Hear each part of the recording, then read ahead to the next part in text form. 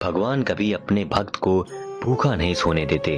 आधी रात का वक्त था, मूसलाधार बारिश हो रही थी और मंदिर के कपाट बंद थे। फिर भी एक सांवला सा पुजारी थाली में महाप्रसाद लेकर मंदिर के बाहर आया। आखिर कौन था वो पुजारी जिसने एक गरीब को अपना सखा कहकर पुकारा?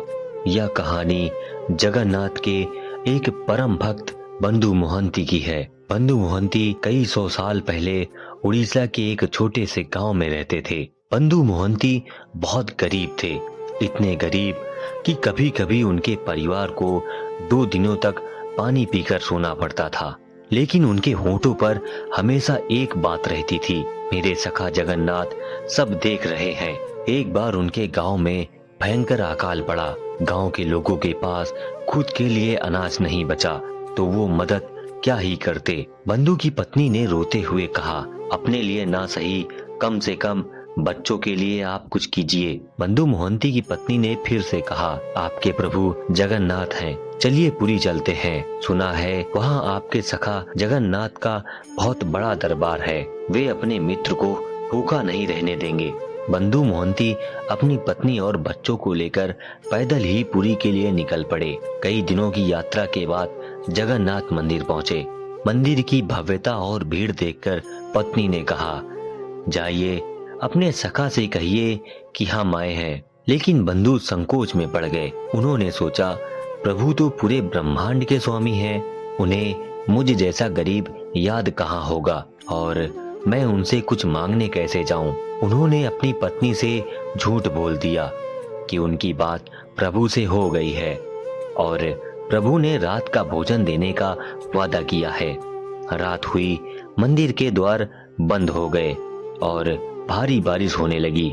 बंधु का परिवार मंदिर की बाहरी दीवार के पास भूखा प्यासा बैठा रहा। बच्चे भूख से रो रहे थे। बंधु मन ही मन प्रभु को पुकार रहे थे, हे सखा, मैंने अपनी पत्नी से झूठ बोला है, आज मेरी लाज रख लेना।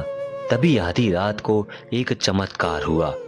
एक सांवला सा पुजारी हाथ में सोने की थाली लेकर आया जिसमें गर्मा गर्म महाप्रसाद, चावल, दाल और सब्जियां थी। उस पुजारी ने बंधु को आवाज दी और कहा, अरे बंधु, तुम्हारे सखा जगन्नाथ ने यह भोजन तुम्हारे और तुम्हारे परिवार के लिए भेजा है। वे खुद नहीं आ पाए क्योंकि मंदिर के द्वार बंद थे। बंधु और उनके परिवार ने तृप्त होकर भोजन किया। भोजन इतना स्वादिष्ट था कि उन्होंने वैसा भोजन कभी नहीं चखा था।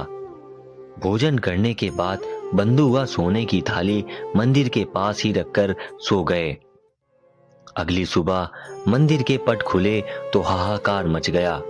भगवान जगन्नाथ की सोने की थाली चोरी हो गई थी। जब सैनिकों ने तलाशी ली तो वह कीमती थाली मंदिर के बाहर सो रहे बंधु मोहंती के पास मिली। सैनिकों ने उन्हें चोर समझकर पकड़ लिया और कारागार में डाल दिया। बंधु चिल्लाते रहे कि वो चोर नहीं है, उन्हें एक पुजारी ने भोजन दिया था। लेकिन किसी ने उनकी बात नहीं मानी। उस रात पुरी के राजा के सपने में स्वयं भगवान जगन्नाथ आए। भगवान ने क्रोध में कहा, वह चोर नहीं है, मैं स्वयं उसके पास भोजन लेकर गया था क्योंकि वह मेरा सखा था। उसे अभी मुक्त करो और सम्मान सहित उसको उसके घर तक पहुंचाओ। राजा तुरंत कारागार पहुंचे, बंधु के चरणों में गिर गए और उनसे क्षमा मांगी।